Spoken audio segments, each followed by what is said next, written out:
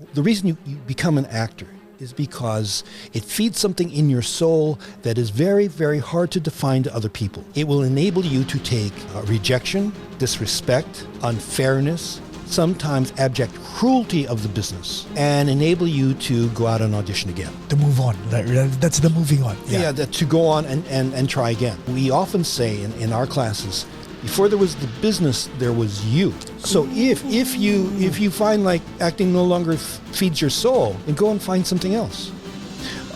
Did Iron Man have to die? Well, it really works that he did. And maybe, Robert Downey Jr., I'm done. I'm ready. I don't want to keep going. But it was a great death. A couple of things. One was I was in a theater during that whole, and you can hear the roar of the audience when the heroes start showing up. They're screaming and yelling, and then Captain America is holding the hammer. Oh God, you pay money for that. Welcome to the Paco's Place podcast. Visit abaeservices.com for fast medical transcription service. And the podcast will begin in 5, 4, 3, 2, 1. All right, ladies and gentlemen, welcome back to Paco's Place. Our guest for today is Mr. Dom Magwili. Wow. You got it right the first time, man. I mean, people have murdered my last name. Oh. Arespacochaga. Chaga. No, Arespacochaga. See, you murdered it. What? It was not intentional. I didn't know where it began and where it ended. So Right? Really? Right, yeah. No. 13 characters, 6 syllables, one good-looking guy. No, just kidding. So what is the last name? Arespacochaga. Arespacochaga. Oh, my God. If you can say Arnold Schwarzenegger, we can say your name. Yes. And you know what? When I was starting out, my manager said, we got to shorten your name. I go, oh, people are able to say Schwarzenegger. There you go. Now, Magwili, why did you think that was murderable? Well, because of the reaction to it. I used to go to debate in high school, and you'd have to write your name on the board. And I like Magwili on the board. And I remember in competition, this priest was looking at. He was the judge, and he was looking at it. How do you pronounce that? Really? And he said, Magwili, sir. And he looked at it, and he said, are you sure? Yes, sir. Well, how did he want to pronounce it? I don't know. But when you deal with people who are not used to you, yeah, and all their prejudices or presumptions come in, and you're not, you do not fit any of that, they get very confused. Right. And they're trying to make it work to what they know about you. Now, was high school here in the States or? No, I'm a Yankee. I was born in Oakland, and I went to St. Joseph's High School. Where is that? In Alameda, California. Alameda. Yes. My first stop in the U.S. was Alameda back in 95. Oh, my On goodness. Stanton Street. Oh, my gosh. That's where my aunt lives. St. Joseph's High School, 300 boys. In those days, it was an all-boys school. And I liked it because it was small. Uh-huh. And I have very fond memories of high school time as opposed to going when in college. In college, I was off doing my own thing. When I graduated from high school, my senior ring was a big deal. When I graduated from college, So you were in the debate team? Yes. And I remember doing a high school play, but my goals up to that point was I was going to be a debate coach, speech coach, and maybe go into law school. I don't know, but I wanted to come back to the high school and teach. But as it turns out, in my sophomore, junior year in college, I sort of did that. I sort of ran the study hall. I had time on my hands so I could go to the school and help out, so that in my senior year, I got really tired of this competition, speaking competition, and I got into acting. I thought it was just for fun, take the break and like that. But I started getting cast in leads, and I thought, oh, hey, this is all right. Still in school, huh? Yeah. My trajectory was I started in the chorus, I got a few leads, and then and by graduation, I was back in the chorus again. Okay.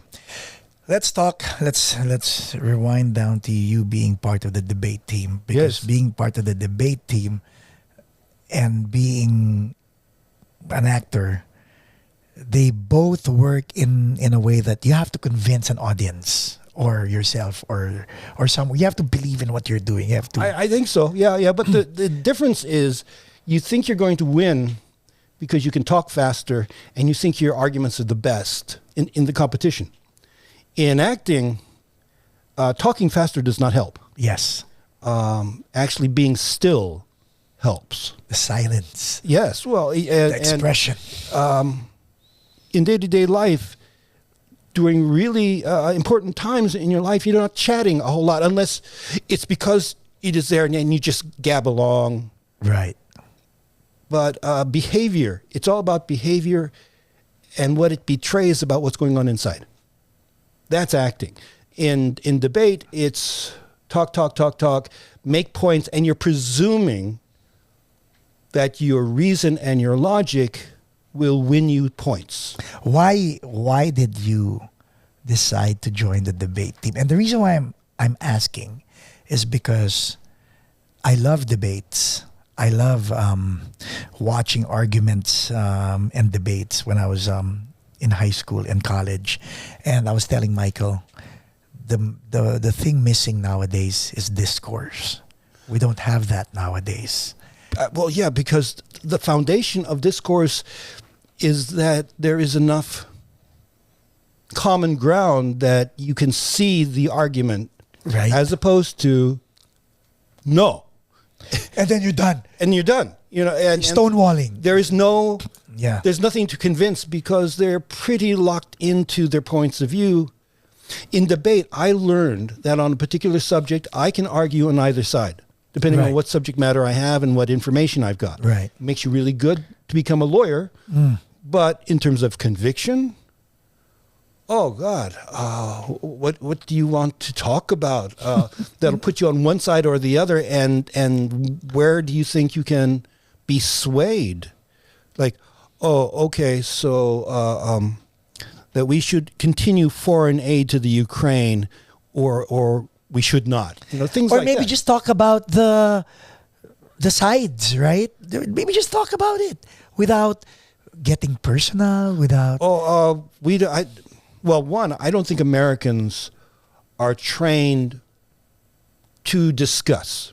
I think it's a European trait. I think, like in Britain, they will argue and they will talk, and then not take it personally. Yeah, they will follow an argument. Here, you make an argument, and then the next step is, where's my gun? There is no middle ground. There is no mano a mano. You've insulted me. We will duel and like that. So there's not a lot of elbow room for discussion.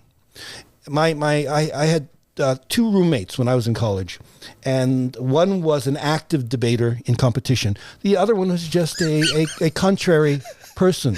A devil's advocate. So Yeah. But he was not. Not a troll, huh? Well, he was not.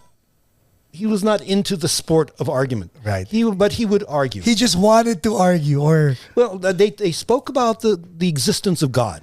My friend took the side of God exists. My other friend, the non-debater person, he took no, he doesn't exist. And they argued. And sometimes they will argue to see where does it lead. And in the end conclusion was, my friend who argued for the existence of God said, all those arguments make sense if at the beginning you believe in God. If you don't believe in God, they don't make any sense at all. there's no point. Yeah. So, and that's where you leave it. But Yeah. honor is not challenged here. In day to day, if you walk into a bar and you talk about stuff, I think honor is always on the table. And what do you mean? You think I'm stupid? They're taking it personally. That's Everything is personal. Yeah. And so culturally, I don't think Americans can debate. I mean, you see presidential debates, but You're it's right. mostly for people to see where they align. Are they hearing their points of view? They're not hearing, maybe we can work something out. Right.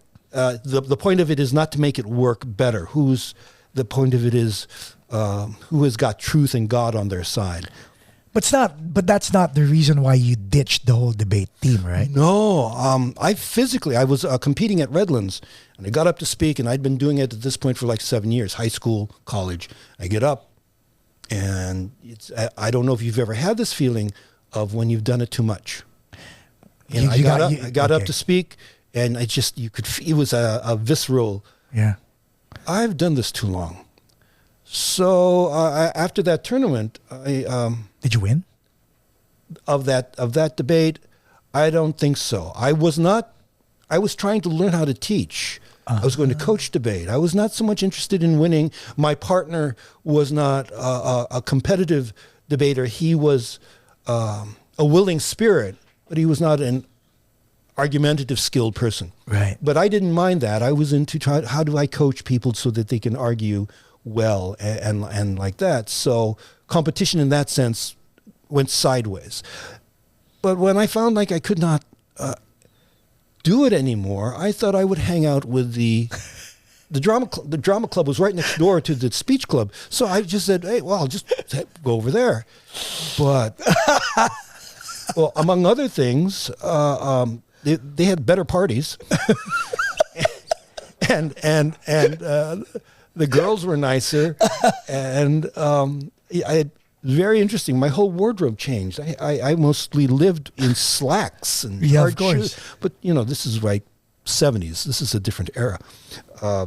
We all dressed like we were attorneys. You were still up north. Yes, and up north. Sidebar: when I came down to Los Angeles, I was wearing sweaters. Oh my God. For several years before I was able to move out of that and wear T-shirts. It just it is ingrained. But the minute I became an actor, I started wearing jeans, and my bank account got a lot smaller. But Take note, people, huh? Take note. Well, no, art is a wonderful thing, but Yes. sometimes you have so much fun acting, particularly if you're a young actor, you will devote your time to it. This young man, I was in a English class, and he got cast in this one show, and he got cast, and I never saw him in class again until I think there was a finals, and then he showed up.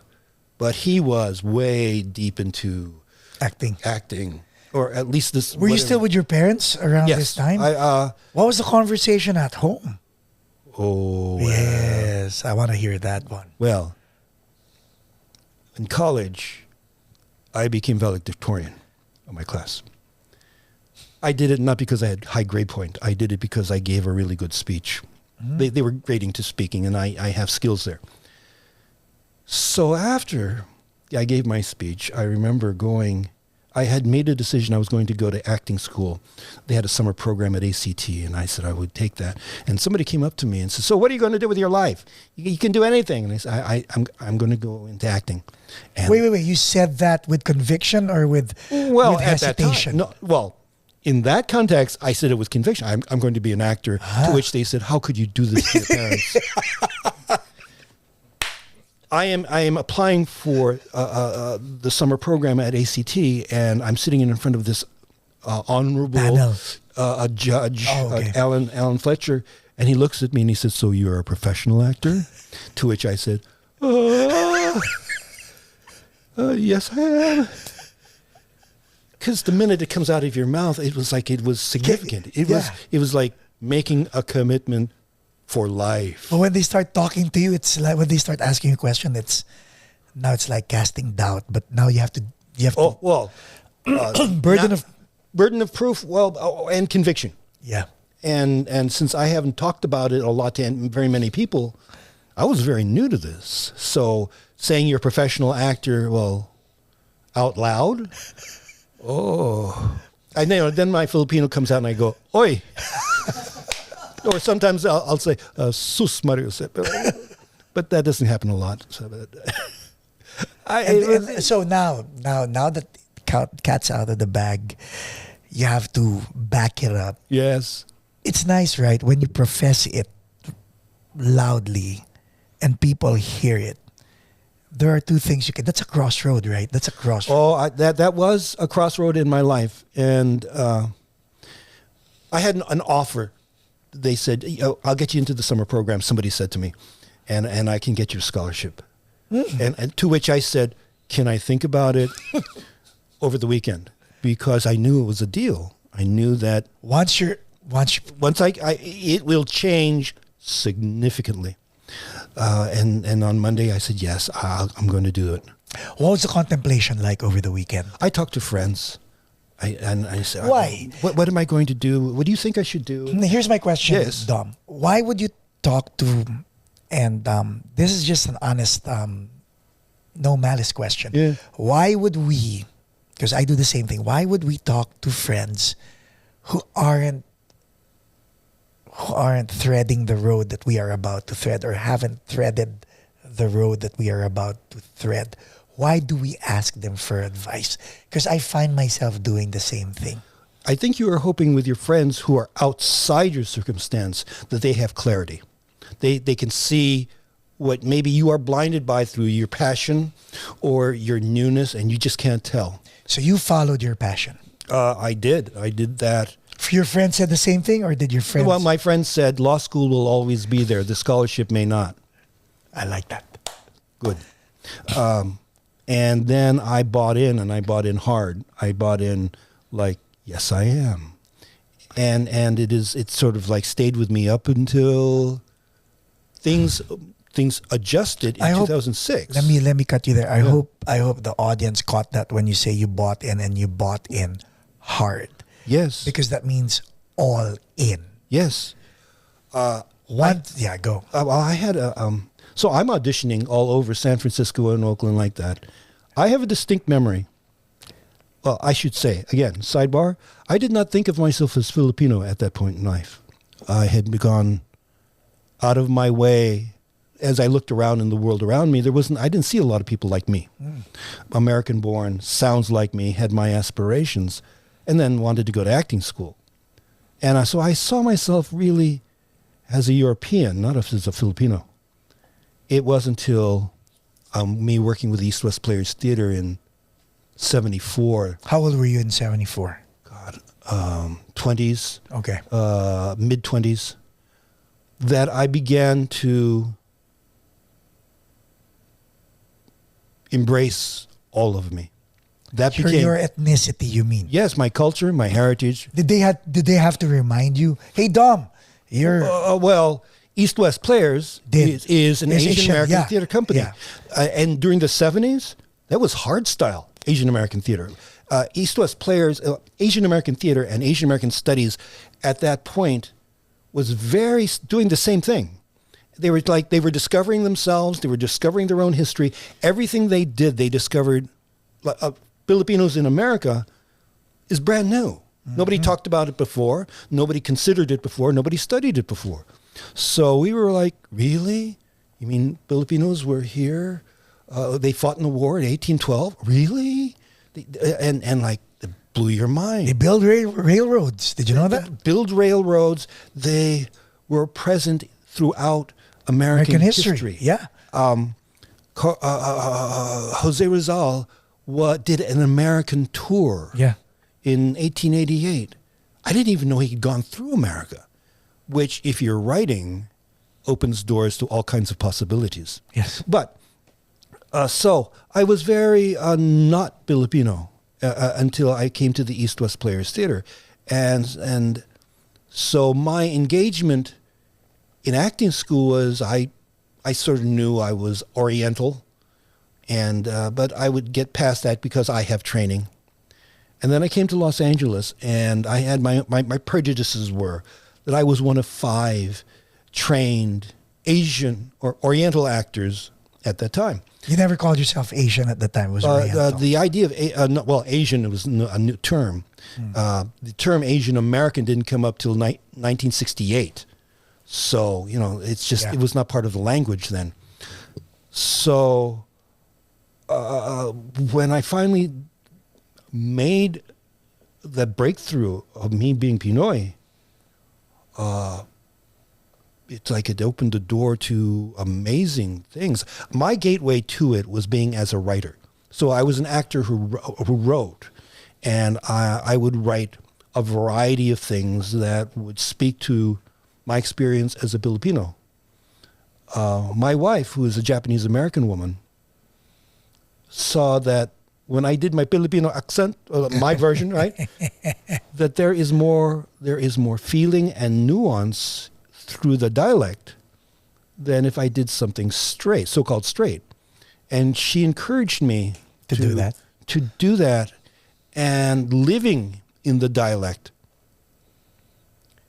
Wait. Maybe, what? So during college, let me backtrack because when we follow our passion, it's worse than going to a casino. The probabilities are higher, or the probabilities of not making it is higher, as opposed to going to the casino and playing cards. Yes. Right? But then we go with fervent passion and conviction. You were single at the time. What was the conversation with your parents? Were they convincing you to do otherwise, or were they did they buy in at this time? No. My parents lived in Oakland. I was living in Los Angeles, so I did not have that conversation a lot. Okay. But when I did, they would say things like, law school is always available. And I said, yeah, thank you, Mom. When they say that, how did it make you feel? And the reason why I'm asking is because up to now, some parents still say that to their kids up to now. I have a very, in that sense, I find it is a rebellious streak in me. And stubborn. I wanted to be an actor. I thought my way to be an actor is if I wrote myself something I could be in. So I did a lot of writing to feed my acting. So in other words, create a path where there is no path. Yes. That was true, period. During the 70s, nothing existed. Certainly not for Filipino Americans. Right. Nobody could... Who even knew about Filipino Americans in 1974 except Filipinos? And so in those days, the general consensus was Chinese, Japanese. What are Filipinos again? Can you spell that? And now I look at, particularly I'll look at old TV shows and the presence of Filipinos. Pansi Pants. I don't know if you remember Pansi Pants.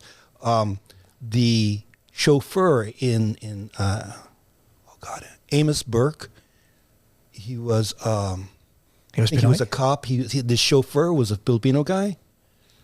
And now I've done research, or I've found information about Filipinos who would pass themselves off as Chinese. They play ukulele in vaudeville.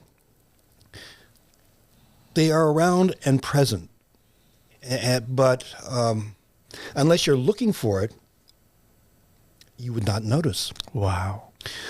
The stories of Raymond Chandler, classic private detectives, often talks about Filipinos. Presence as gangsters, presence as houseboys, but their presence in terms of the texture, say, of Los Angeles. They're around. Right. Just not highlighted. No. But, I mean, when you're not a Filipino, there is no reason for them to be highlighted. They're telling their story from Anglo's eyes point of view. Yes. Yeah. So, I found, I found that my writing made all that available to me. So, what did I fantasize? What did I dream about? I won an award. I won a Playwrights in Residence award from the Rockefeller Foundation. The title of the play was called "Nobody on My Side of the Family Looks Like That." Huh. It was a comedy musical. This is before Young Frankenstein, but it had very similar motif. 3 vaudeville performers go to this girls' school to perform for Christmas. What they don't know is that they were actually, it was a trick to get them to come because the person who runs it is trying to fashion her perfect male sex object, and so she has this creature made up of different parts of the body, but it's got the brain of her Filipino gardener Armando in her head. And so I would start adding that, just the presence of Filipinos there.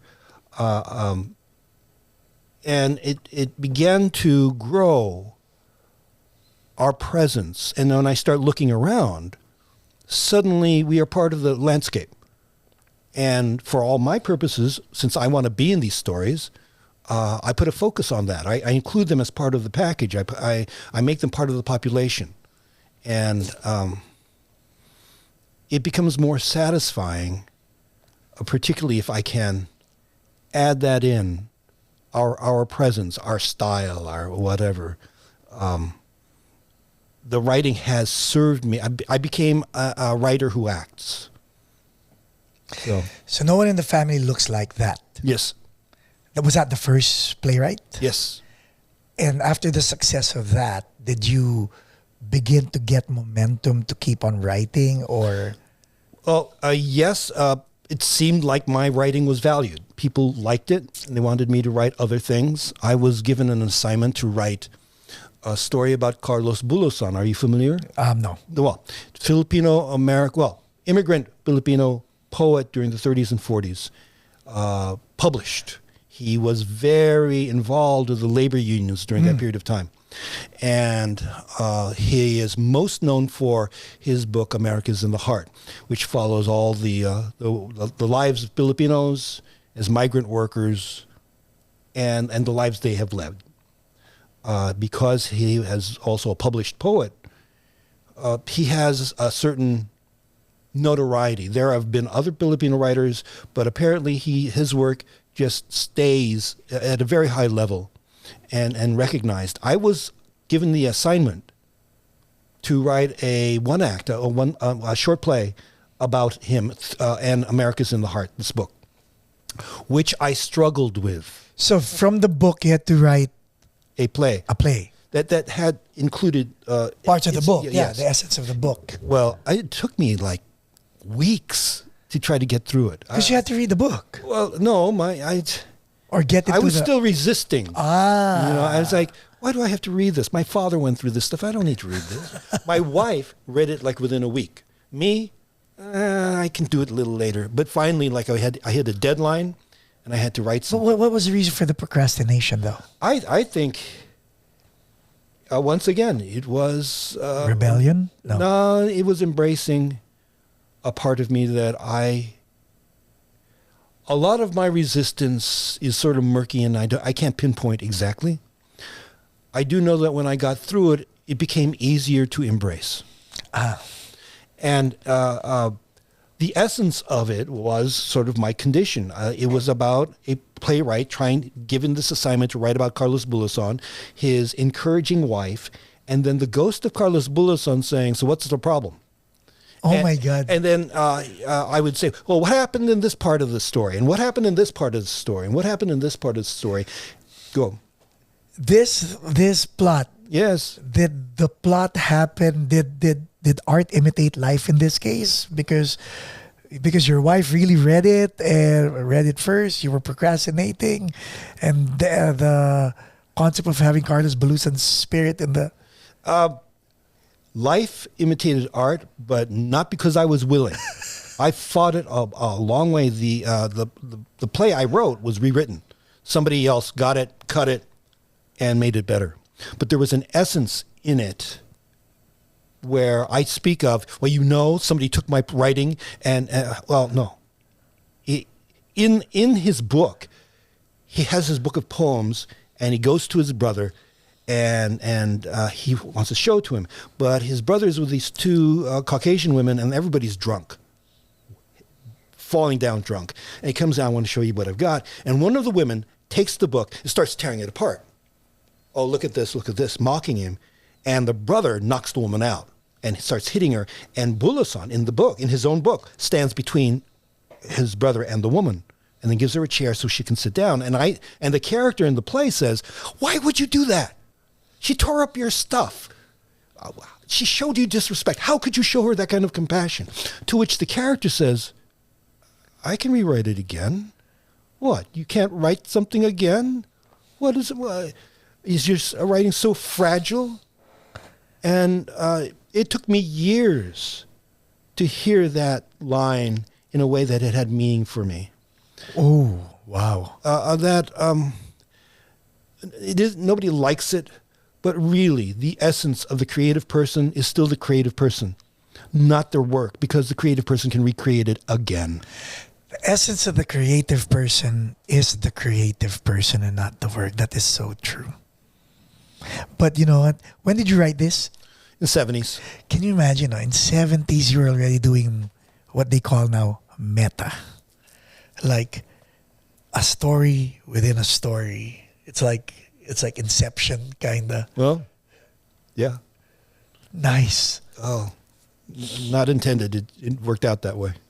So and then after that, After that, oh my God, this is nice. I mean, did you continue on and on and on and on? well, the occasions presented themselves where they needed more Filipino work, and at that time, I wasn't the only person writing who was Filipino, but I was the most accessible Filipino writer for that theater. The East West Players got a $250,000 grant to essentially create an Asian American festival in county parks. So every weekend we would back up maybe 50 to 75 actors, dancers, musicians, and we go from one place to another. And I had to write material for it, to which I did. And I wrote a couple of things. I wrote what I call the commander's speech, which is dedicated to my father. Your father was in the Navy? No, he was in the Army. Engineers. But he later, when my sister and I left the house, and we were both living in Southern California, you wonder what's going to happen to mom and dad. Well, they got involved with the American Legion. They got heavily involved, and he became the commander of his particular post. And I sat in on one of their meetings, and if you've ever seen it, they march everywhere. Dun, dun, dun, dun, dun, dun, dun, dun, and they're marching in time and saluting. And so he gives a speech. Mr. Commander, rest. That's the accent? Well, that's the best I can do. Oh, okay. And he talks about my son asks me, what is the greatest contribution of the Filipino to the United States of America? And I must tell you, my friends, I had to think about it a long time. And it goes on, and he says, that is our greatest contribution. Our young people and their dreams stretching for all of their dreams that they may come true. That is our greatest contribution. Of course, my father also wishes that I were a lawyer. So, how about the audience, though? I mean, when you write these plays, what's the demographics in the audience? Because I generally write for the East West Players Theater, it tends to be Asian American. Because of the era, they tend to be younger people. Like people of my parents' age would come because I'm a son. Right. But they don't know who Carlos Bulasan is. And they might recognize some of their own lives in it, and it touches them. Those who come from Asian American studies programs, cultural nights, they are much more attuned to what we're trying to do. They get it really fast. But not, I mean, it's tough to compete against pizza or Vegas. So theater, Asian American theater. Pizza or Vegas. We tend to lose a lot. It isn't like we're doing Mamma Mia. But then again, East West Players is still around up to now. Over 50 years. Yes. That's for theater? Yes, that's amazing. Isn't Ruben Wee part of the, you know who Ruben Wee is? Pinoy. We had him on the program. UY? Yeah. Yeah, no, well, I don't know if he's doing anything with the theater now. But did he do something with the theater before? I don't know. Many things are being done at the theater. I'm no longer there was a time when I thought I knew every Asian American performer in the business. Now there are people who show up. I have no idea who they are. It's gotten bigger, more prolific. young people with great energy, I resent them so much. Why? Why? Because I don't have that energy anymore. Okay. You don't have that energy anymore. Sounds like deja vu with regard to Dom Magwili, the debater. Yeah. What happened? Why don't you have the energy anymore? I don't know. You know, ever since I retired in 2020, I've been taking naps twice a day. Twice a day. And before that, I was traveling out. I was teaching in front of classes at Cal State Fullerton. 2 classes, get on the train, come back, no naps. You know, grade papers, very strong, very focused. When did you start teaching? Formally teaching, on and off at UCLA, mostly in the 80s into the 90s. The job at Cal State Fullerton started in 2011. And I'm still teaching there, but formally I retired in 2020. Why did you go into teaching? I mean, I know you wanted to do that, but you were already acting, you were already writing. Why did you even spend time teaching? Well, one, it's fun. Okay. I went back to school in 2006. I was the oldest person in that theater arts department. But when I graduated, I did not try to get a job in theater arts. I tried to get a job in Asian American Studies. Oh. Because I realized I wanted to make a difference in how young people saw themselves, because I did not have that when I was younger. And so my conviction, I thought me as a writer and as a performer, I could maybe make a difference that way. And so my style is not like other teachers who teach this in the Department of Asian American Studies. I often refer to myself as I am amongst gazelles and I'm a moose. We're just very, I'm just very different from them. I treat a class, in-person class, like an acting class. Everybody stand up, everybody move around, talk about this, improv that. And I try to point out, amongst theater arts people, what I'm doing is sort of what they experience. Amongst non-performers, it's like I'm pulling rabbits out of the hat. They don't know what's going on. Right. But then again, it breaks the ice in terms of them looking at whoever it is they're interacting and vice versa. Yeah, it takes them to places they're not used to going. Yes. I'm a great believer in not having students sit down.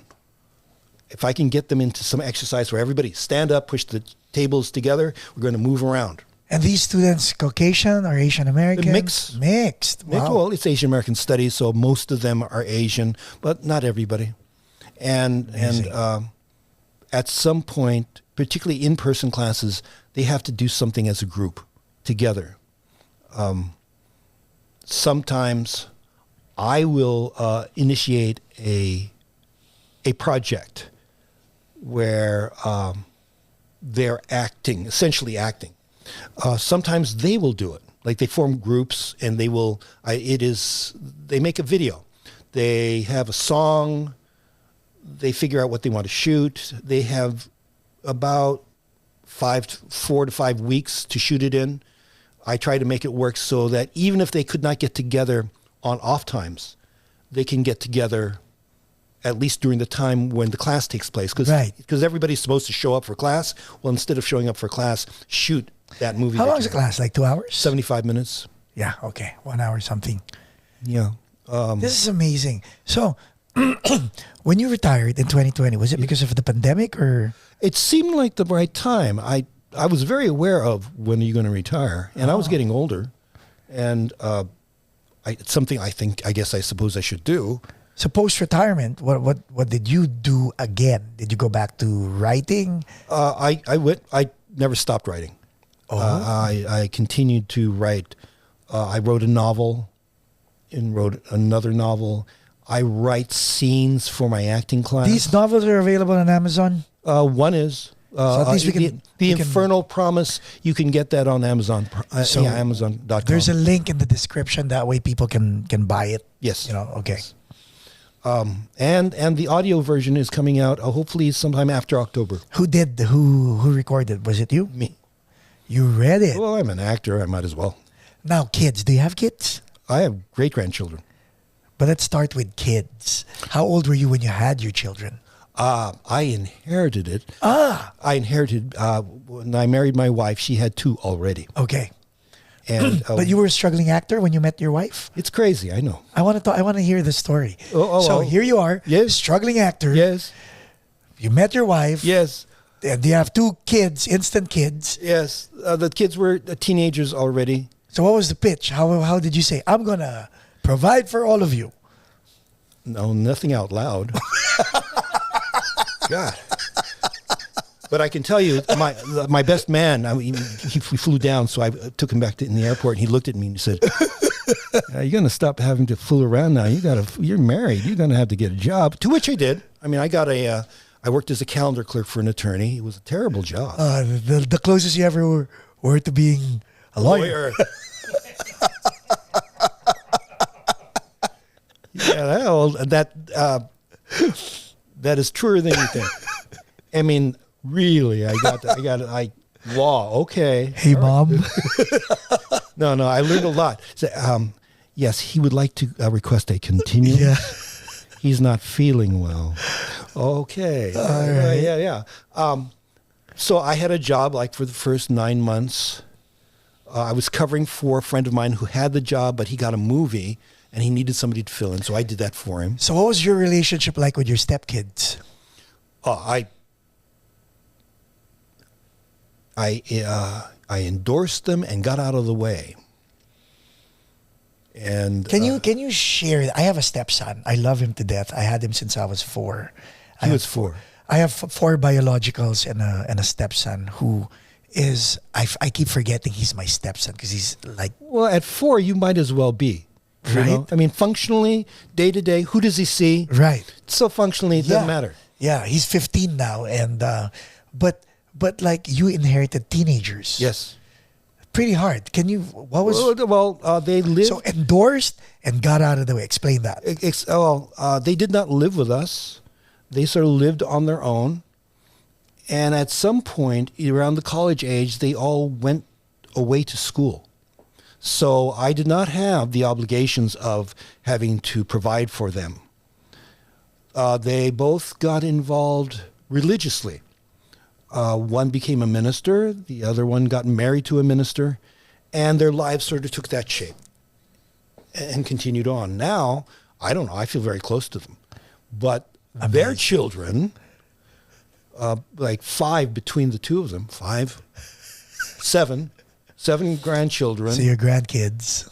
The oldest is in his 40s now. And now I have these great-grandchildren. They're all little people. I think I've got 5 of those. And, you know, that at that point, that's not your fault. So I'm very, very glad to have them, very glad to know them. I'm very glad about all None of them. family. None of them decided to be actors. Well, some thought about it, but acting is, you can say you want to be it, but the reality of bumping into it and can you manage it is very trying. Let's talk about that. Yes. Bumping into it and can you manage it? That rhetoric, the latter, that's a serious question. It is as serious as when the teacher turned to me and he said, "So you're a professional actor?" I said, "Oh, yes, I am." I realize now I was very, very lucky because I was still living at home. And I was living up north in San Francisco. So a lot of my training was that. And when I moved down to Los Angeles, you know, this is the 70s. You could live off unemployment in those days. And so life was very, very different. What is it, $75 a month for a studio apartment? Unheard of. Yeah. Yeah. I mean, my gosh, $75, you're It's lucky. like a full tank. It's like, of gas, exactly. Gas, yeah. So it was very, very different. And I for a while, I worked. There was a time when I temped. I was a temp. And today, people who temp, I think, have very high computer skills and software skills in a variety of things that I have no notion to, like emails, Outlook, all these that like over my head. I cannot pronounce some of what they're able to do. But in those days, it was like two word processing programs, WordPerfect and Microsoft Word. And I knew a lot about WordPerfect, enough that they asked me to train. But you know what, Dom, no? I'm hearing you speak. Yeah. I'm actually being inspired by your past and your journey. Because that's like, what, over 50 years also of your journey? Yes. And people nowadays, they find it difficult to take the first step. And it's always difficult to take the first step. But you say, yeah, during my time, it was easy to get a temp job or to go for unemployment or this and that. But the reality is, taking the first step has no time. Everybody who takes their first step is always scared of taking it. Yes. Right? Did you see yourself saying, I'm a professional actor, as a tool, as a huge, how do I say it? As a huge stepping stone to really take the first step? You know what I mean? Like, putting it out there. I am a professional actor. Whether you were faking it or not, it's right there. Now, all I need to do is take the first step toward that.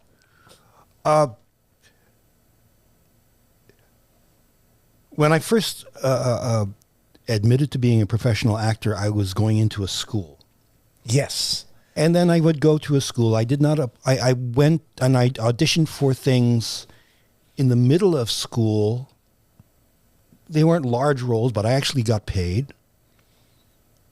And this idea of auditioning, actors, it is part of the process of acting for the actors is auditioning. And I would go out and I would audition wherever I thought I could, and especially if I could get paid. That would be very, very special. And that was my life, seeking out work, trying to get work, not getting work or getting work, and going off to the next thing. I have a distinct memory of auditioning for the National Shakespeare Company. It was a touring company. I remember going up there and, God, I didn't do a good job. It felt very, very sad. And I went back up to what is the green room, and I looked up and I saw another audition for West Side Story. And, I stopped feeling bad again. And I thought, oh, another audition. So I went out and tried to audition for that. It is as constant as you want to make it if you keep your eyes open for it. So the rejection, part of the job. I think so. I often say to our students that the reason you become an actor is because it feeds something in your soul that is very, very hard to define to other people. It will enable you to take rejection, disrespect, unfairness, sometimes abject cruelty of the business, and enable you to go out and audition again. To move on. That's the moving on. Yeah, to go on and try again. We often say in our classes, before there was the business, there was you. So if you find like acting no longer feeds your soul, then go and find something else. That doesn't work the other way around. You are not there at the service of the art. The art's supposed to serve you, fill your heart. And if that isn't happening, what else is there for you to do? You are not a tree. If you don't like where you are, get up and move. That makes so much sense. Right? I think so. But it always falls on the responsibility of the artist. What do you want to do? What do you want to do? What are your aspirations? And then how are you going to go get it? And sometimes you get a student and they can say all the right things, but nothing moves. Why? I don't know. Of fear. Okay. Fear of failure, fear of many things. But if you're a teacher, it isn't my purpose to fix it. My purpose as a teacher, because it's really important that the student be their own engine. They have to be able to function when I walk out of the room. and I get really nervous if they can't function unless I'm there. Okay. As a teacher, it's not your responsibility to fix them. It's your responsibility to equip them so they can fix themselves, right? That's well said, yeah. As a human being, there's that urge inside of us, especially in your case, as the teacher, as the person they look up to. You want to push them up. You want to enable them. How do you fight that urge not to? Is that you not taking things personally? They're just a student. No. And again, there's the human aspect to it. My experience is when I try to stick my hands in it, I usually am disappointed. No, not that. The student will disappoint me, and like they didn't do it my way. They weren't even interested in what I was talking about. However, they got a connection with somebody else, and they're doing a podcast, or they took out their camera and decided to put something on YouTube. It's being an avatar for my aspirations is not a lot of fun and not very effective. It's like inheriting. I don't want that responsibility, because if they do it because of my either coaching them or encouragement or nudging. Yeah. No, I mean I believe I'm a big fan of Vince Lombardi, old style football coach. He's very old style. We do it this way, okay? Yeah, it's okay, sir. So you try that, and you mold a young person in your image, and then they don't leave you alone. It gets really sticky there, and I just as soon. It is a better situation if they are free and independent engines of themselves, not me. Having them be an extension of me is, I think, a dangerous situation. Do you establish this like the first day of class? This is established as, I am here to make you thinkers of yourselves. Not in so many words. I say that we are doing a 6-week session in October. You don't learn acting in 6 weeks. I can point you in the direction. I can tell you that's important and that's important and that's important. But then you must be the one to build your own itinerary, build your own curriculum, not me. Because you may actually find much more interesting things to do behind the camera. Or there may be a playwright or a screenwriter in you, not just working, saying to be or not to be. There is many more opportunities that I encourage them to seek.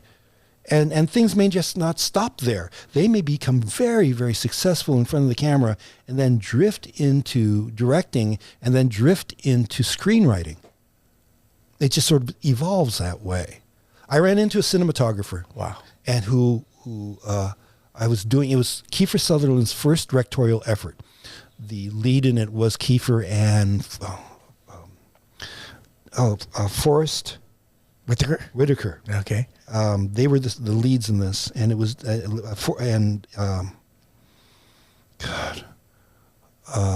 Sutherland. Kiefer was the director. It was first time. And oh God, I'm sorry. Senior moment. I've lost my train of thought. So this person, Kiefer, we were talking about drifting from actor to director to playwright. Oh, his cinematographer. Yeah. We were talking, and the cinematographer said he was writing a novel. And I said, well, if you got a chapter, I'd like to read it. And I read it and was like, it's really good. You're in the movie business. Why are you writing a novel? To which he said to me, control. Control. Movies are, by their nature, collaborative efforts. And it makes more sense to me now. You're right, because you've written a novel. You give up so much. Yeah. Like your synopsis, it becomes a tag, and then from there, if that goes to a screenwriter, it's not yours. It's theirs. Well, the studio doesn't like that character. Get rid of it. Yeah. Or you're right. Let's throw the whole thing away except for the title. The title's really good. Let's try it another way. And So I get it now. It's a Frankenstein, huh? Well, it can be a monster if you put your... This is it. See, not to care, but if you want to do really good work, you care. So I don't have an answer for that. If you're the writer, write something you don't care about, but you can still do it's pretty good. That's for film.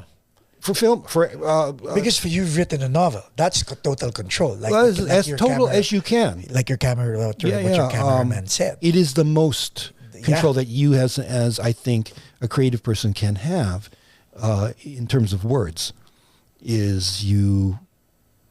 All your values are there. This novel that I've written, Even in the character, you can put it all in. No one's gonna, unless somebody else buys it, and you know, like that, and it turns it into a movie, and you're like, that's not my character. Well, see, J.K. Rowling was very, very insistent about her control over her character, over all the characters. in Harry she Potter. wanted. I want my Harry Potter, not somebody else's Harry Potter. I mean, she was rigid about that. You look at there's a guy, and I can't put. He wrote the Inheritance series. It was a character and dragons, flying dragons, and there was a relationship. He wrote 3 very big books. This is not George R.R. Game of Thrones. No, it isn't Game of Thrones. No. But it was somebody. How to Train Your Dragon? No, just kidding. Well, it might have been. Right? I'm sorry? Arrogant. Yes. Arrogant. Yeah. They made a movie of it. They tried to combine something together. Right. It was not successful, I don't think. There were problems in the storytelling. I don't know. I look now at this format. Game of Thrones had this terrific format. George R.R. Martin has... My book is about as thick as Martin's is. Mm-hmm. It was not intentional, but it ends up that way. It's a big book. It was on for 10 years. Did it show? Was it a weekly? Yeah. And for how long? It was like an hour long, hour and a half? An hour long. An hour long? How many movies could that possibly be? A lot. And so, see, I have an opinion about Justice League, the Zack Snyder version versus the one that Josh Whedon made. We saw that, right? Okay. And people really like, Josh Whedon. and Zach, there's the man right there. and I said, oh, hold on. Josh came in. You want Josh Whedon stuff? That's what he gave you. You wanted, quippy, witty stuff? Yeah. Then he'll give funny you that. Stuff, yeah. We'll do it. There were story problems when, he was picking up after somebody else's thing. The deal with Zack Snyder is, one, he already had a version that went out that everybody went after, so he figured, oh, we don't want to do that. And we don't want to do that. Oh, well, we do want to do this. And we do want to do this. And not only are we, Josh Whedon had an hour, 2-hour movie? Yeah. Well, what did Zach? He had 4 episodes. How many hours was that? 4 hours, the Zack Snyder cut? Close to 4. Close to 4? He had double the time. Of course he would be great. He knew what not to do. He had more time. Right. He spent more money. I mean, he was able to go granular on the plot. He figured out what everybody didn't like about Josh Whedon's, and he went against that. And this is my version. Well, I would think it would be, if not different, certainly better. And when I hear that they did a wonderful job, I'm not surprised. But he had more time, and he had Josh Whedon. So go ahead, Josh. You make your version. Let's see how we do. Oh, we don't want to do that. So. That style of creativity, of longevity, I think is a greater opportunity for storytelling. Storytelling, yeah. Yes. I totally agree. Like, I remember the Tom Clancy novel, The Sum of All Fears. Oh, okay. Keep talking. A lot of plot twist, a lot of arc. There's a major arc, and then every character has their own arc, right? And I was like, they turned it into a movie with Chris Pine. And I'm like, how are you going to fit a novel, an intricate novel, into a 2-hour film and make it as exciting and bring all those characters to life? And so I watched it. I was like, kind of. The author will always win. the author will always win because your imagination has no budget. It can give you everything. Then, my point to that is when Amazon picked up on Tom Clancy, Jack Ryan, for instance, like the main character. Yes. They were able to go granular on the Jack Ryan story per episode to the George R.R. Martin point of view, wherein you have his books. Instead of making a movie of Game of Thrones, let's bring it to HBO. Let's go 1 hour, and tell the story of every part of the book. Also, they had good writers. Yes. It did not escape me that, and I have yet to see the filmed live action version of Game of Thrones. I have not finished the novel yet. George so you has haven't, not wait, you haven't seen the... Well, I've seen snippets of this and that. I thought you were kosher. Yeah. I thought you were one of those people who hasn't seen an episode. Okay. No. But I mostly have resisted it because if I see the live action, I'm going to imprint it in your head, into my head and like that. But it did not escape me that what was it, the 8th year, things started to unravel. Right. In terms of production. Right. And for a lot of people, storytelling. But it was also when George stopped writing. That was as far as they could go. And so the producers were writing their own extensions of it. That, for whatever reason, was not as pleasing or satisfying as the George R.R. Martin material.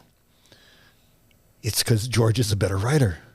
He just conceptually, his stuff is just better. And their work is not as good. 2, from what I read, they were already out the door. They had other projects and they were all ready to go. And finally, they were making mistakes in production that is not a good sign. Starbucks. Yes. The cup, a drink. Yeah. How did that get past anybody? Yes. That's not a good sign. Those are like flags of nobody's paying attention. Yes. That's so it was very disappointing. There have been a few satisfying conclusions to large media pieces. I think the Avengers Endgame was tremendously satisfying. Did you like the ending? Killing Iron Man? Killing Iron Man, I didn't expect it. I was stunned. It ripped my heart out. Was it necessary? You're a writer. Yes. Well, you know what I noticed, what? Dom? John Wick died. Sorry, spoiler alert. If you I don't want to watch Equalizer 3 with Denzel because I think they're going to kill him off. I'm like, why are we killing Tom Cruise? Mission Impossible Part 2? I think he's going to die. I don't know. Death in storytelling is really essential. George R.R. Martin killed every character. Well, right from the beginning, like Sean Bean died, and like Ned Stark. I was like, what? I thought he was a hero. Why did we lose him? But the minute your heroes start dying, then there is more risk, and then there is more drama, and who is left to carry on? It is the quality of the storytelling. But when did that start? That's a trend. Well, it is a trend, right? I guess George R.R. Martin. That's the first time it's noticeable to me. Walking Dead. They did that. I don't watch Same much. thing. Yeah. Oh, who's gonna get eaten by a zombie to this episode or whatever? But I was like, I used to be able to watch movies and not have to worry or buckle my belt because no one's gonna die. This is a feel-good movie. I'm gonna feel some suspense, but they're gonna make it in the end until what? They died. Yes, but I tell you that drama is based on risk, on threat, right? And when you're like when Sean Bean, why'd you kill him? Mm-hmm. There's no coming back from a lopped off head. He's gone. Yeah. When I saw that episode, because Anthony was one who made me watch that, I was like, no way. I had to rewind that thing. Oh, really? Is this a joke? I mean, what? Wow. But so everybody is fair game. So everybody's who's going to survive this at the end is it is a harder storytelling style. Did Iron Man have to die? Well, it really works that he did. And maybe, Robert Downey Jr., I'm done. I'm ready. I don't want to keep going. But it was a great death. Oh, yeah. It was a couple of things. One was I was in a theater during that whole, and you can hear the roar of the audience when the heroes start showing up. Right. They're screaming and yelling, and then Captain America is holding The hammer. the hammer. Uh-huh. Oh God, you pay money for that. Producers they love it. I was in the men's room after the movies, and You were crying? no. Oh. But as I was leaving, I saw this young man. He was looking at the mirror, and he was just staring into it, like he was in another place. Yeah. He was like, what kind of storytelling is that? And where do you take your audiences? That's really good writing. You know about the story of the whole I am Iron Man? Well, I know it wasn't in the first No. ending. Like It was somebody said, the editor. we should put that in. And Robert Downey, really? I've got to die again? But that was good drama, right? Well, the style they have now is even the first Avengers, that whole Swarma restaurant scene Yeah. was done. They'd already previewed it. It was like, no, I got an idea. Let's do the Swarma thing, and we'll do it. Really? All right, everybody in costume. Chris, cover your face. You've got a beard. And it was just really smart. It was But very that was well good. done. That was I'd say the whole shawarma thing was how do I say it? A tribute to another demographic. I don't think it was intentional. I think it was like, and then they all went. Now, people with capes and, spandex are eating shawarma. And that's funny. Let's just put it in. Put it in. There is a criticism, particularly in the TV series out of the CW. And the phrase I hear associated, because there was a lot of shows were being canceled from that genre. And the phrase was woke is broke. I think it's because they were using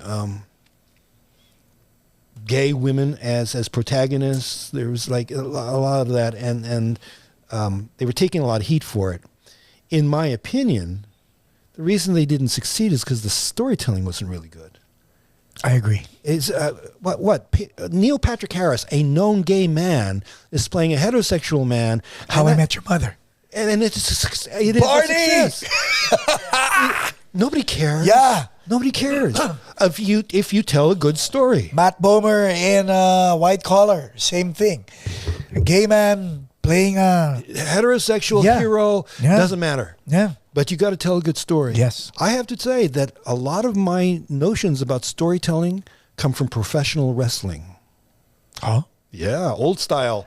I mean, like, say, the generation of the Hulk, Randy Savage, Dusty Rhodes. That genre. You know that the whole wrestling thing, that's a storytelling. That's a plot.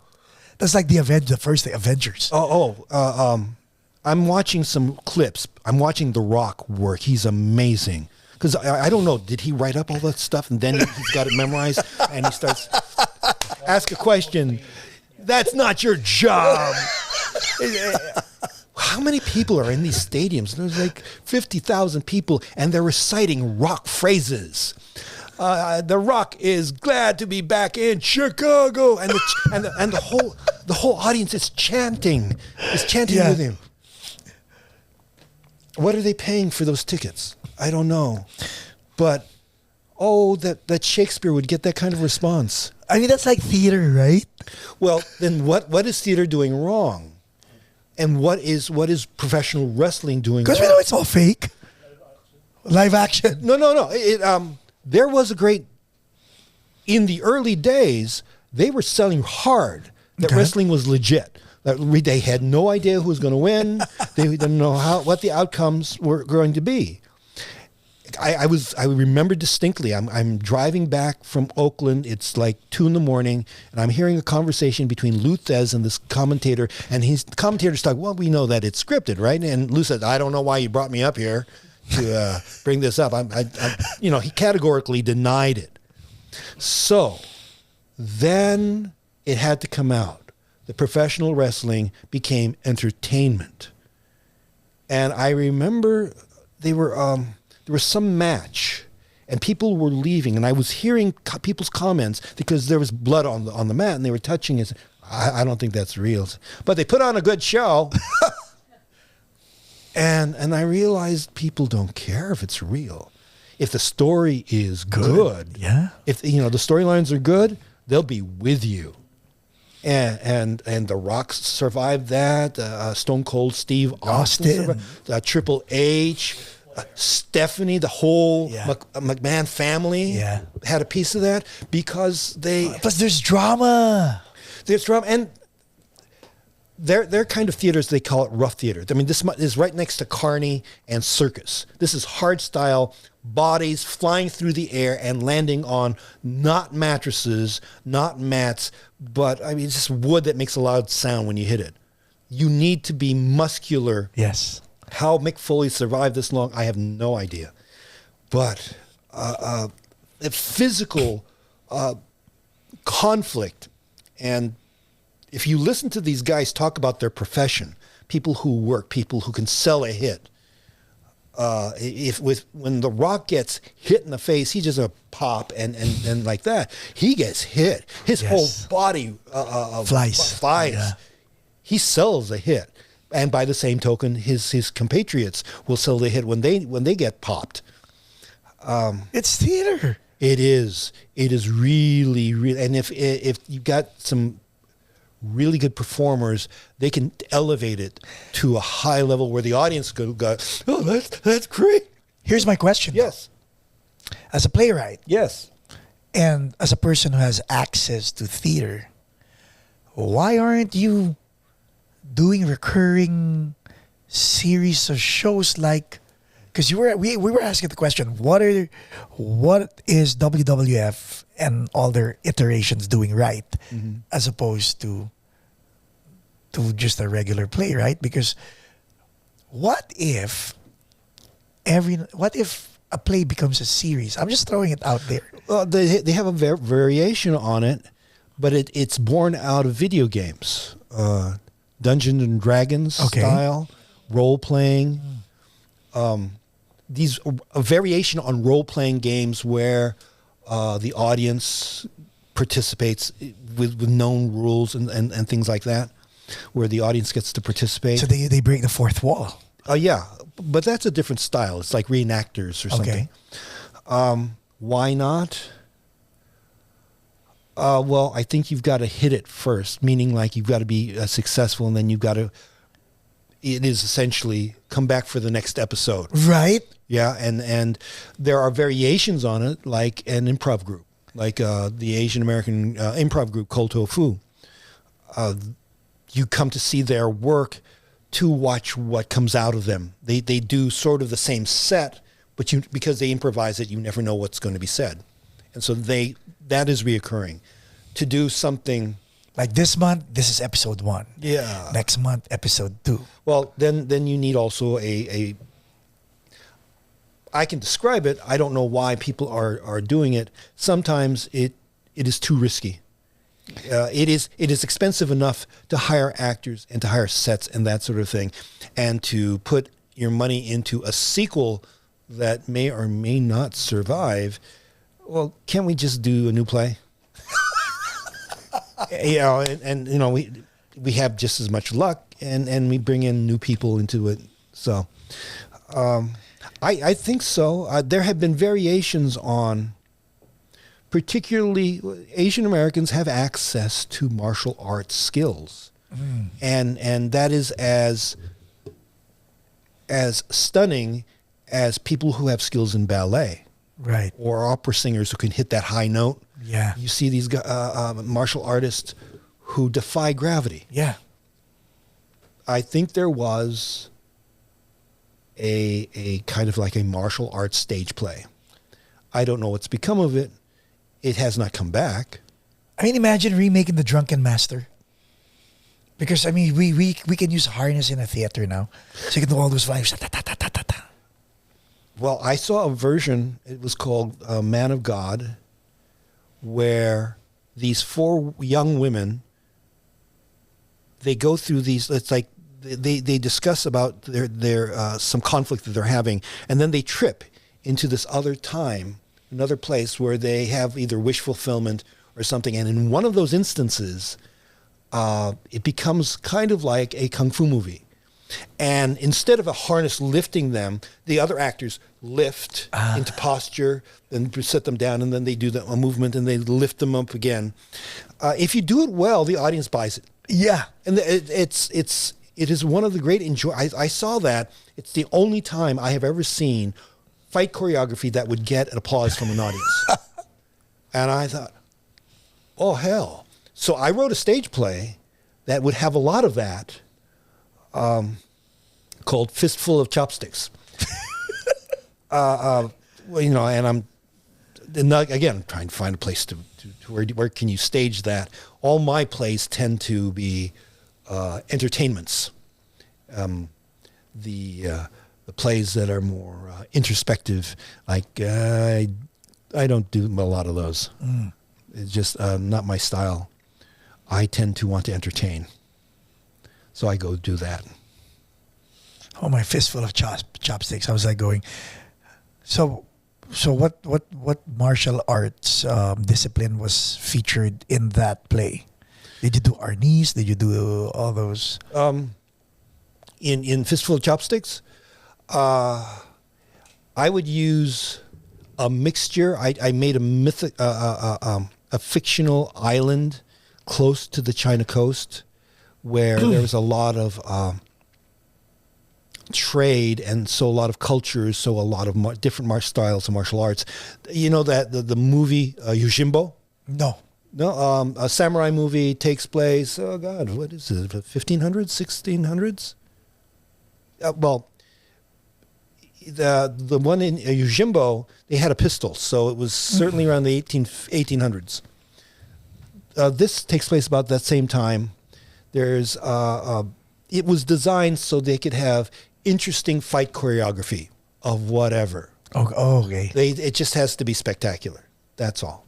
And the deal of Fistful of Chopsticks is the lead character throws chopsticks like you would throw shuriken. Darts. Yeah, shurikens. Yeah. And so how do you do that? Yes. Well, stagecraft. Oh, Yojimbo. Oh, who's in it? Well, Ah, Toshiro. Oh, It has been the prototype for many movies. Last Man Standing, The Last Samurai. Last Samurai. Because Last Samurai is sword against pistol Oh, I did not know that. with Tom Cruise, right? Like it's swords against pistols, right? Yeah. But American audiences, they love the Kurosawa stuff, specifically the samurai stuff. Seven Samurai, Yojimbo, Sanjuro, because it's done with a lot of style.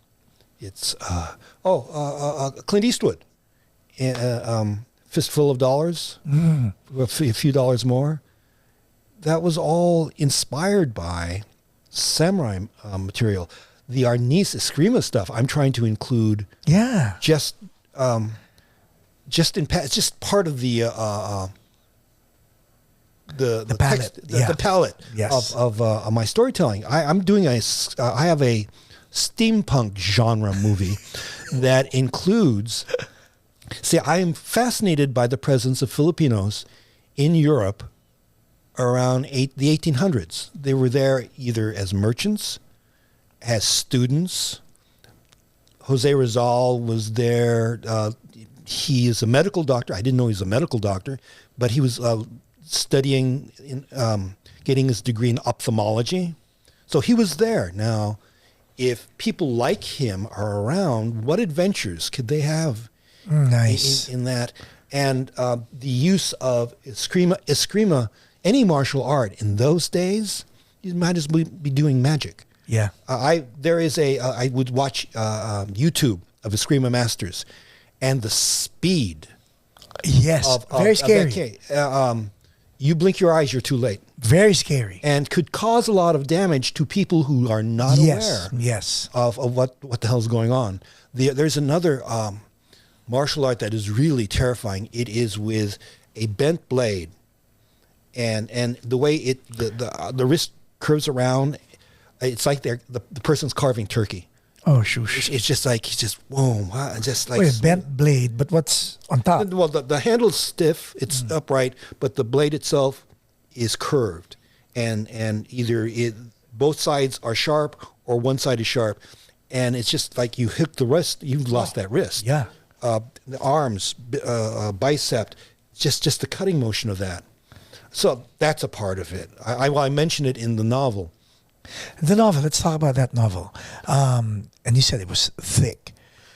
What's the title of the book? What is the style? The title. Title of the book is The Infernal Promise. Without revealing it, what's it about? The fast description is 7 samurai versus the Lord of the Rings in Narnia. Do they go inside a closet to begin the story? No, they go through a cave. Oh, So, my guys, it takes place like in the 1860s. There's a wagon train full of immigrants crossing to San Francisco, and it's a wagon train owned by these 2 Chinese guys. you're not revealing the story, right? Well, part of the plot, the end.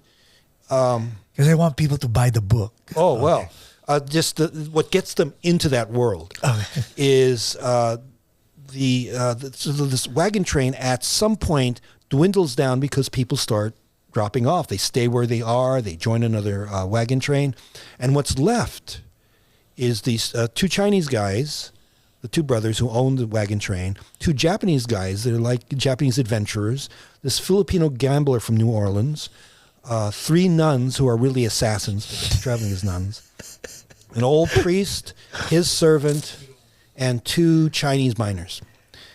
And they run into these bandits that chase them into a cave. They hide out in the cave, but the cave becomes a tunnel. The tunnel takes them into a world where there are 2 suns and where animals talk like people. And they have an adventure. Did you have this in your head before you started writing, or did the world develop as you were writing? I think it developed as I was writing. I don't know where this idea of animals who talk like people came from. Were you on something when you wrote this, or? No, my mind was in a legal state of mind. I just had to ask. As far as I know, no, I was really sober. This is as smart as I'm going to be all day. Wow, amazing.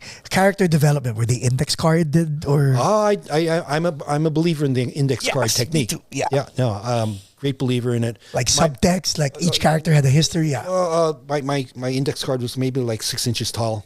Can you please tell people how important index carding is, especially in character development? Index cards, this style, I have gotten from a teacher, and his name is Sid Fields, and he uses index cards for story development. And I'm not taking this verbatim, but my style is I have all kinds of ideas. I write them up. If I use my novel, Filipino gambler, 1 Japanese adventurer, maybe 2, make them brothers. One brother Amazing. likes cooking. Nuns, no, they're not nuns. They're assassins posing as nuns. Drop that in. So you're collecting all these ideas.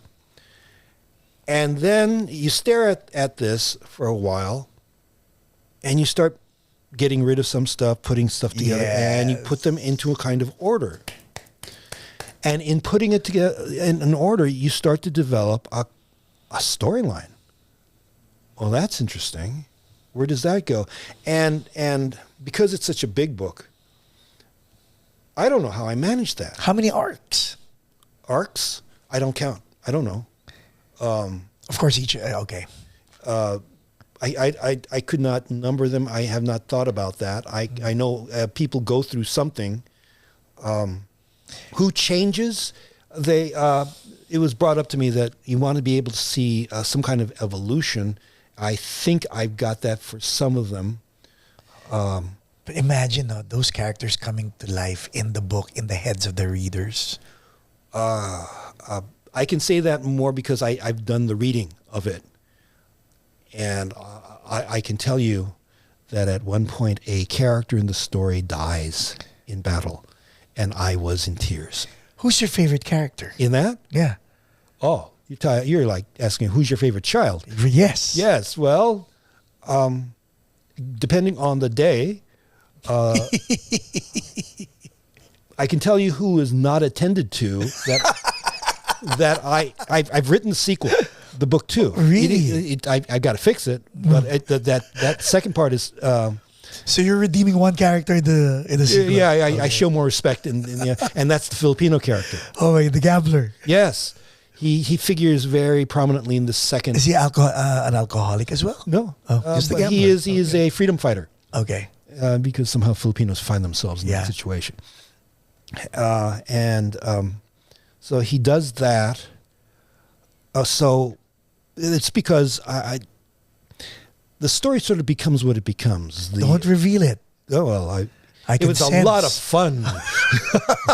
There is adventure, and hopefully it's funny. The ideal storytelling is the version of the Three Musketeers with Oliver Reed and Richard Chamberlain and Michael York and Frank Finlay. So it's light. It's light, but it opens. It's very much like the whole point of view of Josh Whedon. Yes. That opens up a space where you can go for the heart. Amen.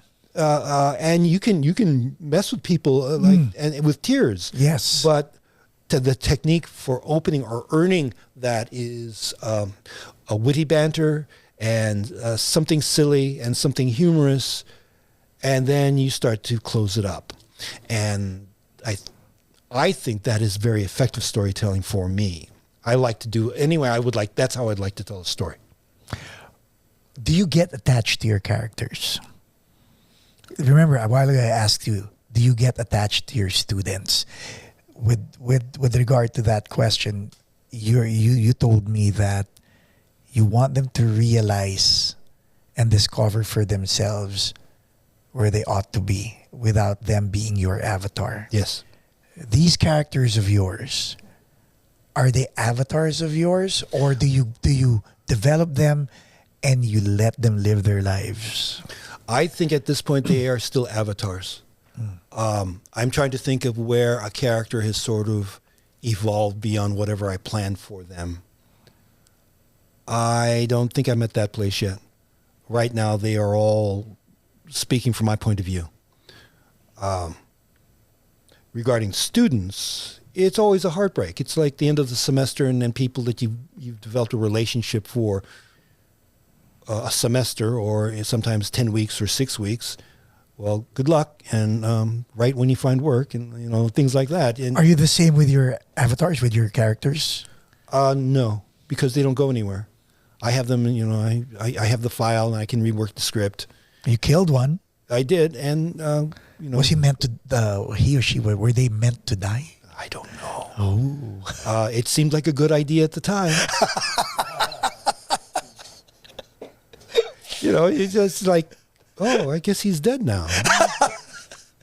Well, let's follow it out, and that was unexpected.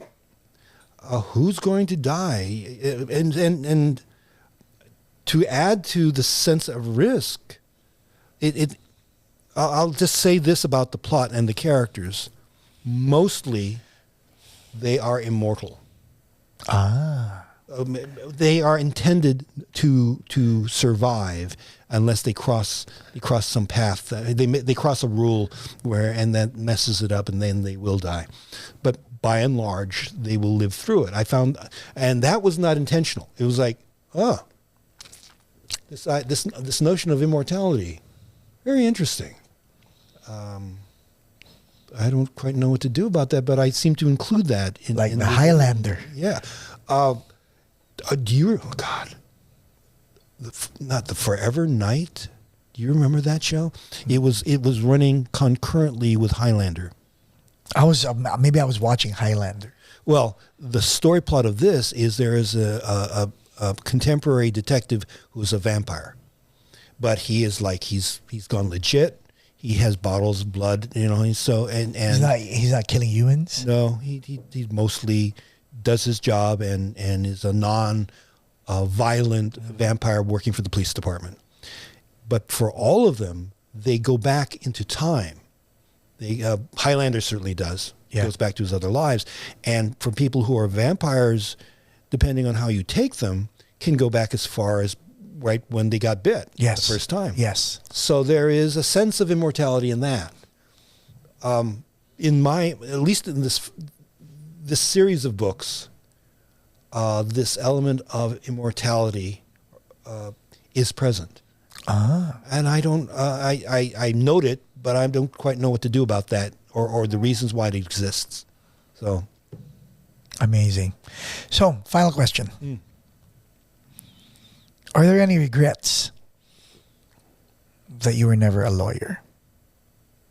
No, since I've worked for one.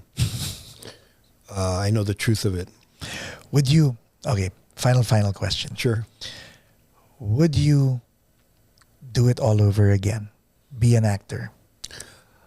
Yes, because it's sort of like it's the only life I know.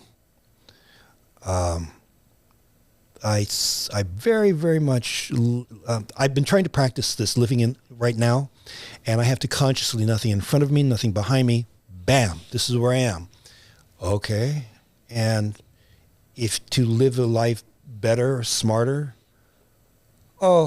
laugh more, don't worry as much, trust that you'll be okay, is like what I would advise a younger version of myself. It would save me a lot of energy and probably less perspiration and, I'd be kinder to myself. But then I would not have known that unless I'd made those terrible mistakes. Right. I would say to my wife about my wife, she has been so generous with me because I have lived a life that would kill a good horse in a matter of hours. She's just so wonderfully. I'm so grateful for that. I am still with her, and we share time together. So, no, onward. Just what else has we got to do? What else has to be taken care of? The business of coulda, shoulda, woulda. It's kind of too late. Is it a life well lived? Oh, it's not finished yet. So far, so good. We'll leave it there. Yeah. Ladies and gentlemen, Dom Magwili.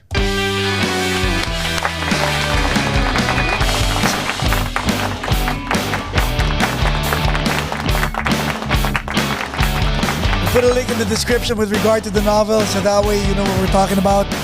Also, once you've read the book, don't forget to put in the comments which character you fell in love with. I'm going to get the book also.